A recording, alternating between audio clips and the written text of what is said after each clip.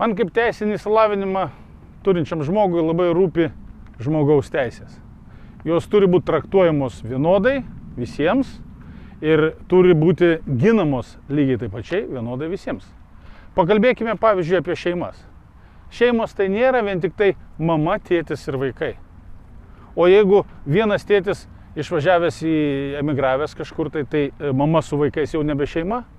O gal išsiskyrė tėvai, tai jie po vieną ir su vaikais, ar irgi nėra šeima? Be abejo šeima. Ir seneliai su vaikais taip pat yra šeima. Lygiai taip pačiai šeima yra ir du vienos lyties asmenys gyvenantis kartu ir vedantis bendrą ūkį. Ir jiems visiems reikia vienodo traktavimo ir vienodos teisinės apsaugos. Todėl, kad yra sveikatos klausimai, yra turto klausimai, yra klausimai susiję su bendruoju duomenų apsaugos reglamentu, tai yra labai jautrus klausimai.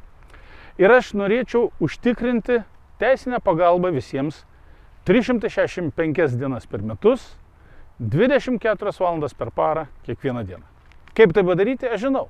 Būdamas Vilniaus universiteto teisės fakulteto aliumni draugijos nariu, aš jau daug metų remiu teisės fakulteto vadinamąją teisės kliniką Vilniuje, kur žmonės atėję pas teisės studentus gali gauti bent jau minimalią teisinę pagalbą rūpimais jiems klausimais. Aš manau, kad tokia pagalba, valstybės organizuota, valstybės išlaikoma, turėtų būti kiekvienam didesniam mieste, kiekvienam rajono centre.